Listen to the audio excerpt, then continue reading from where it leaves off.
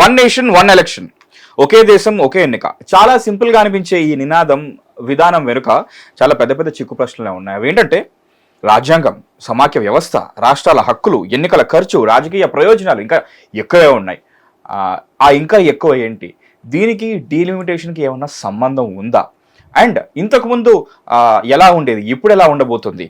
1967 వరకు కూడా one nation one pole ని సమర్థించిన ప్రభుత్వాలు ఇప్పుడు ఎందుకు అపోజ్ చేస్తున్నాయి? వీటన్నిటి గురించి senior political analyst and senior journalist Shri Suresh Kochattil గారు మనతో ఉన్నారు. సార్తో అడిగి తెలుసుకుందాం. ఎందుకంటే మీకు కూడా ఓటు హక్కు ఉంది, అది ఎంత పవర్ఫుల్ మీకు కూడా తెలుసు. సో ఇప్పుడు ఎన్నికల్లో కూడా ఇన్ని మార్పులు వస్తాయి, దాన్ని మీరు ఎలా తెలివిగా ఉపయోగించుకోవాలో మీకు క్లారిటీ వస్తుంది. అందుకని చివరి దాకా ఫాలో అవ్వండి. కామెంట్ సెక్షన్ ఓపెన్గా ఉంది, అండ్ మీకు ఏమైనా డౌట్స్ ఉంటే తెలియజేయండి. సార్ నమస్కారం, welcome to hit TV studio. నమస్కారం సార్.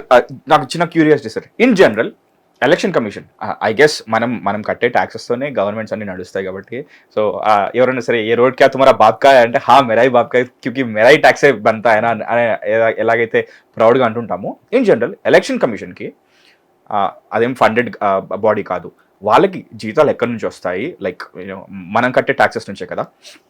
ఇప్పుడు ఈ కొత్తగా ఈ వన్ నేషన్ వన్ ఎలక్షన్ అనే నినాదం కొత్తగా ఎందుకు వచ్చింది? ఒకప్పుడు ఉన్నది మధ్యలో ఎందుకు పాస్ అయింది? ఎవరికి ప్రయోజనం చేకూరుతుంది, ఎవరికి ప్రయోజనం చేకూరదు? దీని గురించి చెప్పండి sir. One nation one election అనేది మీరు చెప్పినట్లని 1967 అంటే మన రిపబ్లిక్ అయిన తర్వాత 1950 నుంచి 1967 దాకా ఇది నడిచింది. 4 సార్లు Lok Sabha assembly election throughout the country ఒకటేసారి నడిచింది. ఓకే, మనం ఒకటేసారి అంటే ఒక మాట మనం అర్థం పెట్టుకోవాలి, ఒక రోజు అని కాదు. యూజువలీ లోక్సభ ఎలక్షన్ అనగానే ఇది 6-8 ఫేజ్లు ఉంటుంది, డిఫరెంట్ స్టేట్స్. ఒక స్టేట్లోనూ 2-3 సార్లు 3 ఏరియాస్లో ఉంటుంది. అవును సార్, పెద్ద పెద్ద స్టేట్స్లో పాపులేషన్ ఎక్కువ. అసలు యూపీ లాంటి ప్లేస్లో 5-6 ఫేజెస్ ఉంటుంది. వెస్ట్ బెంగాల్లో 3 ఫేజ్లు ఉంటుంది. అట్లనే మధ్యప్రదేశ్ కూడా, రాజస్థాన్. సో మనం అర్థం చేసుకోవాలంటే 67 దాకా 4 సార్లు లోక్సభ అసెంబ్లీ ఎలక్షన్స్ ఒకటేసారి జరిగింది.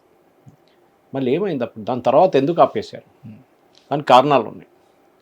ఏం జరిగిందంటే 67 తర్వాత కొన్ని స్టేట్స్లో ప్రెసిడెంట్స్ రూల్ రావడం మొదలుపెట్టింది. మీకు తెలుసు ప్రెసిడెంట్స్ రూల్ ఎందుకు వస్తుందని మహేష్. ప్రెసిడెంట్స్ రూల్ ఏమవుతుంది, ఒకసారి ఒక గవర్నమెంట్ పడిపోతే, అది ఏదైనా ఉండొచ్చు, ఎమ్మెల్యేలు పారిపోయారు, లేకుంటే మెజారిటీ పోయింది, ఏదైనా జరిగి నో కాన్ఫిడెన్స్ మోషన్ తీసుకొస్తారు ఆపోజిషన్ వాళ్ళు, దాంతో గవర్నమెంట్ పడిపోతుంది. ఓకే, దాని పడిపోయినప్పుడు ఏమవుతుంది, ప్రెసిడెంట్స్ రూల్ పెడతారు. దాని తర్వాత ఫ్రెష్ ఎన్నికలు అనౌన్స్ చేస్తారు. ఎందుకంటే ఆపోజిషన్ పార్టీ కూడా అన్ని ఓట్లు లేవు గవర్నమెంట్ ఫామ్ చేయడానికి, దానికోసం. ఇది యూజువలీ జరిగేది. సో 67 తర్వాత ఏమైంది, ఒకసారి మీరు ఒక అసెంబ్లీది ప్రెసిడెంట్స్ రూల్ పెట్టినప్పుడు దాని పీరియాడిసిటీ పెరుగుతుంది. నేను ఒక ఎగ్జాంపుల్ ఇస్తాను. ఇప్పుడు మనం 2026లో ఉన్నాం. ఇప్పుడు మొన్న కేరళలో అసెంబ్లీ ఎలక్షన్ జరిగింది, తమిళనాడులో కూడా జరిగింది. ఎగ్జాంపుల్ తీసుకుందాం. తమిళనాడులో రేపు విజయ్ మెజారిటీ పోతుంది సడన్గా, ఒక 2 సంవత్సరాల తర్వాత 2028లో ఏదో జరిగింది, మెజారిటీ పోతుంది, గవర్నమెంట్ పడిపోతుంది, ప్రెసిడెంట్స్ రూల్ పెడతారు, గవర్నర్ అసెంబ్లీని డిజాల్వ్ చేస్తారు, ఎన్నికల కమిషన్ కొత్త ఎలక్షన్ అనౌన్స్ చేస్తారు. ఎప్పుడు 2028 ఫర్ ఎగ్జాంపుల్ ఇది జనవరిలో జరిగింది అనుకోండి, ఈ నో కాన్ఫిడెన్స్. ఒక జూన్లో ఎలక్షన్ వస్తుంది, 6 నెలల లోపల ఎలక్షన్ చేయాలి. సో నెక్స్ట్ 2028 జూన్లో ఎలక్షన్ వస్తుంది. 2028లో ఒక పార్టీ గెలుస్తారు, ఫర్ ఎగ్జాంపుల్ డిఎంకే గెలిచింది అనుకోండి. అప్పుడు వాళ్ళకి మళ్ళీ 5 సంవత్సరాల తర్వాతనే నెక్స్ట్ ఎలక్షన్ వస్తుంది. వెరాజ్ దిస్ అసెంబ్లీ ఎలక్షన్ మీరు వన్ నేషన్ వన్ పోల్ ఉన్నప్పుడు ఎందుకు అది ఆగిపోయిందని ఎక్స్ప్లెయిన్ చేస్తున్నాను. సో 67లో ఆగిపోవడానికి కారణం ఏంటంటే కొన్ని గవర్నమెంట్స్ డిజాల్వ్ అయిపోయినాయి. ఓకే, అప్పుడు ఏం చేయాలంటే మిగతా టర్మ్ అంటే విజయ్ ఇప్పుడు ఏదైనా పార్టీ, ఇప్పుడు తమిళనాడులో ఉన్న పార్టీ ఓడిపోయారంటే 28 మే తర్వాత దాని రిమైండర్ టర్మ్ ఎంత ఉందో ఆ టర్మ్కే గవర్నమెంట్ ఉండాలి. అప్పుడు మీకు కట్ ఆఫ్ వచ్చేస్తుంది ఇమీడియట్గా. అప్పుడు సమాన అవకాశాలు ఉండవు అందరికి. అంతకు ముందున్న గవర్నమెంట్ ఏదైతే పీరియడ్ ఉందో అంత ఉండదు, ఎంతైతే టెన్యూర్ ఉందో దాని వరకే చేసుకోవాలి. ఎందుకంటే మళ్ళీ అది కరెక్ట్ గా ఎలక్షన్ టైంకి వచ్చేస్తారు, ఒకటే లైన్ లో వచ్చేస్తారు. లేకుంటే ఏమైతుంది, దీన్ని పొడిగి బయటికి వెళ్ళిపోతుంది అది. Then you cannot drink. దానికోసం ఆగిపోయింది 67 తర్వాత. అండ్ దీని సీరియస్నెస్ ఎలా ఉంటుందంటే, మేము మొన్నే వచ్చాము, మేము కరెక్ట్ గా పాలించే టైంకి మాకు అంత సమయం సరిపోలేదు అనే బిగ్గెస్ట్ రాజ్యసభలో ఉంది కదా. రాజ్యసభలో ఒక మెంబర్ రిజైన్ చేస్తే ఇంకొక కొత్త మెంబర్ ఎలక్షన్ గెలిచి వస్తే ఆ మెంబర్కి రిమైనింగ్ పీరియడే ఉంటుంది. ఏది రిజైన్ చేసిన మెంబర్కి 4 సంవత్సరాలు ఉంటే రాజ్యసభలో 6 సంవత్సరాలు, దానిది హాఫ్ ఉంటుంది. ఎంతైనా ఎంత మిగిలిపోయింది అంతే ఉంటుంది, వాళ్ళకి ఫుల్ టర్మ్ ఉండదు. That is the way to do it actually. Correct అది. ఇప్పుడు జరిగింది ఇది ఏంటంటే దాని తర్వాత ఎమర్జెన్సీ వచ్చింది, ఇందిరాగాంధీ గారు ఎమర్జెన్సీ తీసుకొచ్చి ఎమర్జెన్సీలో లోక్సభ టెన్యూర్ పొడిగించేశారు. ఓకే. అది పెద్ద ప్రాబ్లం అయిపోయింది. లోక్సభ యూజువల్లీ 5 సంవత్సరాలకు ఉంటుంది. She extended the Lok Sabha. So naturally మళ్ళీ ఇది మ్యాచ్ కాదు కదా. అవును సార్. సో అట్లాంటిది నడుచుకుంటూ పోతే తర్వాత ఫస్ట్ దీని వన్ ఆఫ్ ద ఎర్లియస్ట్ ప్రొపోనెంట్స్ దీనిది వాజ్ నరేంద్ర మోదీ. ఆయన గుజరాత్ ముఖ్యమంత్రిగా ఉన్నప్పుడు దానికన్నా ముందు కూడా 83లో ఇందిరాగాంధీ హయాంలోనే ఎలక్షన్ కమిషన్ ఒక నోట్ ఇష్యూ చేశారు. 1 నేషన్ 1 ఎలక్షన్ ఉండాలని చెప్పి ఒక కాన్సెప్ట్ నోట్ ఒకటి తయారు చేసి పంపించారు వాళ్ళు. కానీ దాన్ని ఎవరు సీరియస్గా తీసుకోలేదు. మోదీ గారు గుజరాత్ ముఖ్యమంత్రిగా ఉన్నప్పుడు ఆయన దీని గురించి ఒక ప్రస్తావన తీసుకొచ్చారు. Why not have elections together, అన్ని ఎలక్షన్స్ అంటే లోక్సభ అసెంబ్లీ ఎలక్షన్స్ ఒకటేసారి జరగాలి అన్ని స్టేట్స్లో. ఇప్పుడు ప్రాబ్లం ఏమొస్తుందంటే మహేష్, ఇది మోదీ గారు చెప్పారు కదా, సో న్యాచురల్లీ దాన్ని వ్యతిరేకించాలి, కాంగ్రెస్ చేశారు అది. సో మోదీ గారు తర్వాత ప్రధానమంత్రి అయినప్పుడు ఆయన మళ్ళీ డిబేట్ మొదలుపెట్టి ఇప్పుడు ఆయన చేయాలి కదా. మన ముఖ్యమంత్రి ఉన్నప్పుడు ఆయన ఇంకా మన్మోహన్ సింగ్ గారు చెప్పారు, కానీ ఇప్పుడు you are the prime minister, you have to do it yourself, మీరు ఇంకో మీద తోసేయలేరు దీన్ని. ఇది జరిగిందన్నమాట. సో మోదీ గారు వచ్చినప్పుడు 2014 నుంచి దీని వర్క్ స్టార్ట్ అయింది, దీని గురించి డిస్కషన్ స్టార్ట్ అయింది. తర్వాత ఇప్పుడు రీసెంట్లీ ఒక 2 సంవత్సరాల ముందు దీన్ని ఒక పార్లమెంట్లో ఒక బిల్గా తీసుకొచ్చారు. Okay, 1 nation 1 election. Ramnath Kovind commission ఒకటి ఉండే, మీకు గుర్తుండే, ఫార్మర్ ప్రెసిడెంట్, అవును సార్, ఆయన అపాయింట్ చేశారు ఒక కమిటీ. వాళ్ళు దేశం అంతా తిరిగారు, అన్ని స్టేట్స్కి వెళ్ళారు, అంతా ముఖ్యమంత్రిని కలిశారు, ఆపోజిషన్ లీడర్స్ని కలిశారు, మీ ఒపీనియన్ ఏంటని కనుక్కున్నారన్నమాట. సో దాని తర్వాత మీరు చూసారేంటంటే రామ్నాథ్ కోవింద్ కమిషన్ ఇచ్చిన రిపోర్ట్ని పార్లమెంట్లో బిల్గా తీసుకొచ్చి బీజేపీ ప్రజెంట్ చేశారు. BJP government, NDA government present చేస్తున్నారు. దాన్ని జేపీసీకి పంపించారు. ఓకే, జాయింట్ పార్లమెంటరీ కమిటీ, 33 మంది ఉన్నారు, దాన్ని జాయింట్ పార్లమెంటరీ కమిటీకి పంపించారు. ఇప్పుడు ఆ కమిటీ ఇప్పుడు ఫైనల్ స్టేజెస్కి వస్తున్నారు హియరింగ్కి. వాళ్ళ సజెషన్స్ చాలామంది నేను పిలిచారు. జాయింట్ పార్లమెంటరీ కమిటీ ఏం చేస్తారు, వాళ్ళ నడిమిట్లో డిస్కషన్ ఉంటుంది. అది కాకుండా బయట నుంచి ఎక్స్పర్ట్స్ పిలిపిస్తారు. So right from Gita Gopinath of IMF, world bank to Nandan Nilekani, Mohandas Pai, Abhishek Manu Singhvi, అన్ని షేడ్స్ ఆఫ్ ఒపీనియన్ పిలిచారనమాట.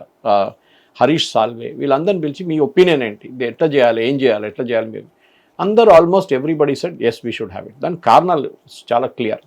ఒకటి ఖర్చు, మీరు అడిగారు చూడండి, ఎలక్షన్ కమిషన్కి డబ్బులు ఎవరు ఇస్తారు, they are a constitutional body. Constitutional body చాలా ఉన్నాయి మన దేశంలో. జడ్జెస్ ఉన్నారు సుప్రీంకోర్టు, వాళ్ళ జీతాలు కూడా మన ట్యాక్స్ నుంచి వెళ్తుంది. ఇంకా మీరు CAG తీసుకోండి, కాన్స్టిట్యూషనల్ బాడీ, అదే వాళ్ళు ఉన్నారు అకౌంటబుల్, వాళ్ళు CAG చేస్తారు, ఆడిట్ వాళ్ళకు ఉంటుంది. ఇట్లాంటి అన్ని ఆర్గనైజేషన్ గవర్నమెంట్ ఎంప్లాయీస్కి మన జీతమే మనం పే చేసిన ట్యాక్సెస్ వెళ్తుంది, దాంట్లో ఇప్పుడు తప్పేం లేదు.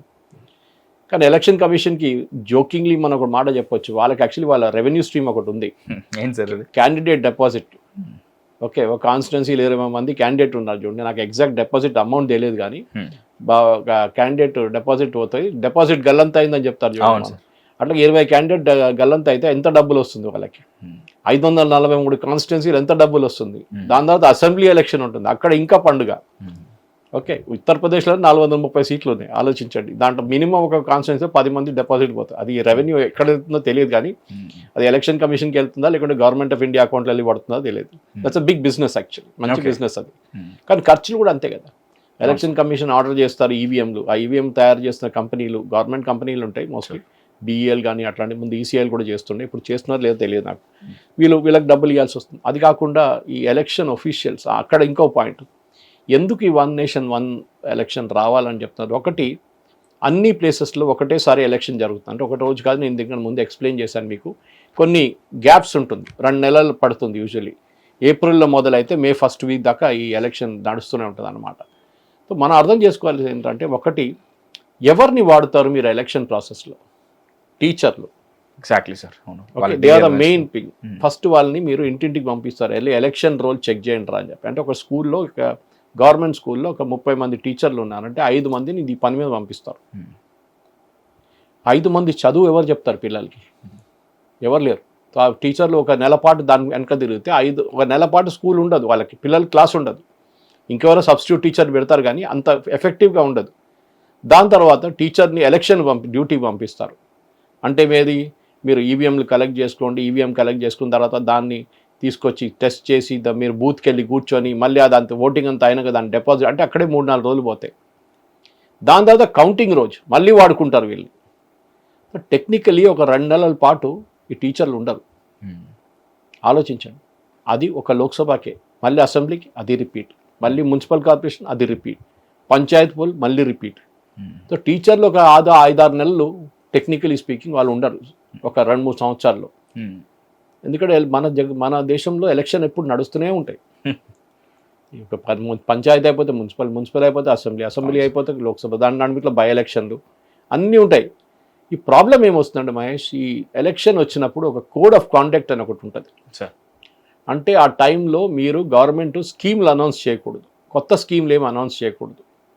పాత స్కీమ్లు నడిపించుకోవచ్చు కానీ కొత్త స్కీమ్లు అనౌన్స్ చేయకూడదు, కొత్త ప్రాజెక్ట్స్ స్టార్ట్ చేయకూడదు. బడ్జెట్ కన్స్ట్రెయింట్స్ పెడతారు ఎలక్షన్ కమిషన్ ఆఫ్ ఇండియా, ఎందుకంటే అక్కడ ఆకర్షించడానికి డబ్బులు పంచి పెడతారని చెప్పి ఒక అలిగేషన్ ఉంటుంది. సో గవర్నమెంట్ ఆపేస్తారు. సో ఈ ప్రాబ్లం ఎట్లా అడ్డుకుంటారు మీరు? ఇప్పుడు ఏం చేస్తారు? ఇప్పుడు డెవలప్మెంట్ జరగట్లేదు, ఎలక్షన్ ఉంటే ఒక 3 నెలలు అన్నీ ఆగిపోతుంది పని.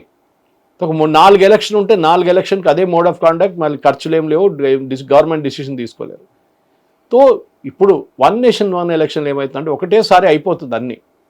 ఇన్ఫ్యాక్ట్ ఈ ప్రపోజల్ ఎట్లా ఉందంటే first Lok Sabha and assembly election ఒకటేసారి చేయాలి.